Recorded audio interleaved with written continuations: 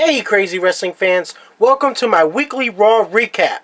Tonight's Raw emanated from a sold-out crowd in London, England. Yes, we are overseas, ladies and gentlemen. We start off tonight's Raw with Dean Ambrose coming out hosting the Ambrose Asylum. I guess this is going to be a steady running show here. Dean Ambrose introduced Shane McMahon, who was in charge of Raw for a third straight week. Shane McMahon comes out. The UK crowd chants, "You still got it." Obviously that chant is directed to Shane McMahon. Ambrose shows the clip of Shane jumping off the Hell in a Cell at WrestleMania 32 against The Undertaker. They just have a little joke about that. Shane says that the WWE fans deserve better. He says it's a new era dawning. He says there's new talent that deserve a break, like AJ Styles, Sami Zayn, and Sasha Banks. Kevin Owens comes out once again and interrupts Shane McMahon. He says that Shane McMahon is against him because he kicked him out of Raw because he threatened to interfere in Sami Zayn's match last week on Raw. Owens is basically upset because he didn't actually do anything and he got escorted out of the building. Sami Zayn comes out and says that he was signed to WWE before Owens was. Now, anybody that doesn't know, these two used to be really good friends. And Kevin Owens turned his back on Sami Zayn. Sami Zayn saying that he screwed him over to try to get to the top. Jericho comes out and basically takes Kevin Owens' side. He says to Shane McMahon that he is the best in the world at what he does. It's one of his little catchphrases. Jericho is upset that Shane McMahon gave Dean Ambrose the okay and the permission to cancel the highlight reel last week on Raw and start Ambrose Asylum right in the middle of it. Ambrose notices that the tension is running high with all these guys in the ring. Ambrose says, "Be careful around the plant." It's fucking nuts. So as a result of all this craziness and everybody having all these rivalries with each other, Shane books 2 matches for WWE Payback. It's going to be Chris Jericho versus Dean Ambrose and Sami Zayn taking on Kevin Owens. Those are going to be great matches, man. During the commercial break, exclusively on Facebook, Shane McMahon makes a match between Chris Jericho and Sami Zayn. So we come back from the commercial break and those two are going at it. Jericho hits the code breaker on Sami Zayn. 1, 2, 3. Chris Jericho gets another victory on a newcomer. We also find out that he booked the main event, which is Dean Ambrose taking on Kevin Owens. AJ Styles sees Gallows and Anderson. Now those three are longtime friends in the business, and they're just basically catching up. Some professional wrestlers do end up making good friends, so those guys are longtime friends. We have Enzo and Cass taking on the Dudley Boys in the first of 2 semifinal matches in the tag team tournament to determine the #1 contenders for the tag team championships. This is Enzo and Cass's in-ring debut for Monday Night Raw. I think they cut their best promo on Raw to date, saying that the Dudleys are duds. They're not studs because Enzo always says he's a bona fide stud. Bada boom, realest guys in the room. I was saying that those guys are New Yorkers. Big Cass is a New Yorker. He's from Queens, New York. Enzo Amore was born in Hackensack, New Jersey. However, Enzo was raised in Waldwick, New Jersey. Hackensack and Waldwick are both in Bergen County, which is west of New York City. That's why it's so hard to tell a distinction between those two accents, because New York is right across the water. North Jersey accents and New York accents are so slightly different. Sometimes it's really hard to tell the distinction between the two. I'm from the tri-state area myself, and I still sometimes mistake those accents. Enzo and Cass pick up the pinfall victory against the Dudley Boys. I'm actually kind of impressed with that, to be honest. We're in an entirely different country, however, the crowd still can't help but boo Reigns. I really don't understand what they don't appreciate about Roman Reigns. Once again, he says, "I'm not a good guy, not a bad guy, I'm the guy." He says that his opponent for Payback, AJ Styles, is a great technical wrestler. However, Roman Reigns is going to bring the big fight to Styles. Reigns says this is the era of the Roman Empire. Nothing else you need to say there. Styles comes out and confronts Reigns. Styles says that Reigns is a heck of a champion, despite what the fans think of him. Styles says that he's going to have the match of his life to defeat Roman Reigns. However, he says, having the match of my life is what I do best. Reigns says he would rather be respected with the title than to be liked without it. Styles says, that's how me and you are different, because I would like to be liked and respected.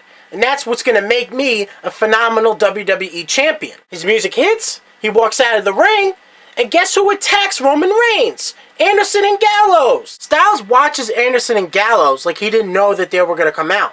That was kind of strange. He didn't come out to help him. His face was like this. He's like, oh man, I didn't know that was going to happen. Like, It's kind of strange that just a few minutes ago, we saw AJ Styles talking with Anderson and Gallows, and now they attack Roman Reigns. Later on backstage, Styles runs into Roman Reigns and tries to explain that he didn't know that Anderson and Gallows were going to attack him. Reigns says, "Do you really expect me to believe that?" He says, "They attacked my cousins, the Usos, last week, and now they attack me this week." He definitely thinks something is up. Styles says to him, "I don't need my friends to defeat you." Reigns says, "You could bring all your friends. It's going to be one versus all." I don't get it. I don't understand it. How can you boo that guy? Reigns is all business. What do you not like about that? How can you not respect that? I don't get it. I don't get it. We have Fandango facing Baron Corbin. Corbin throws Fandango into Dolph Ziggler, who's doing commentary for this match. Corbin picks up the pinfall victory. After Corbin's victory, Ziggler attacks him. However, Corbin gets the upper hand with a big boot to Ziggler and the end of days on the outside of the ring to Ziggler also. Looks like they're gearing up to have these guys have a big match at Payback. They already fought before, so once again, current era of WWE. Even with Shane running it, I still think they should keep some matches sacred. We have the Intercontinental Champion, The Miz, hosting Miz TV alongside his lovely wife Maurice. He shows a baby picture of King George, basically talking about royalty because they're in London, England. As The Miz is kissing his wife, Cesaro comes out. Cesaro is going to face The Miz for the Intercontinental Championship at WWE Payback. Cesaro calls The Miz a royal pain in the ass. Anybody that doesn't know this about The Miz, he calls himself the A-lister, the most must-see WWE superstar. He reenacts a scene from the movie Taken, mentioning his match with Cesaro at WWE Payback. And then he basically says, cut and dry, that he's going to defeat Cesaro at WWE Payback. Cesaro says, "When my hand goes up, your mouth goes shut." Cesaro says he came to do two things: chew bubblegum and kick some ass. And he says he's out of bubblegum. The Miz tells Cesaro, "You already have a match with Rusev tonight." Then Cesaro says, "Well, now we have an 8-man tag team match as Cesaro and the New Day take on the League of Nations and The Miz." Cesaro hits Sheamus with the neutralizer and gets the pinfall victory. That was a pretty good match. New Day is something else. I used to think the New Day were corny, but I don't know what it is. I guess they're growing on me now. They're alright. Fucking bootios, man. They're fucking shot. They're shot. Natalya comes up to Charlotte backstage and says that Shane McMahon has granted her a rematch for the WWE Women's Championship at Payback. We find out that Natalya's uncle, Bret the Hitman Hart, will be in her corner in that championship match at Payback. That's going to be awesome, man. This may spell the end to Charlotte's bullshit title reign. We have a 8-women tag team matchup. Natalya, Becky Lynch, Paige, and Sasha Banks take on Naomi, Tamina, Summer Rae, and WWE Women's Champion Charlotte. Guess how this match ends? Natalya gets the sharpshooter on Charlotte and makes her tap out in this 8-women tag team match. Yes, that's how this match ended. Only thing I'm going to say about the result of that match, I just hope that's a sign of things to come.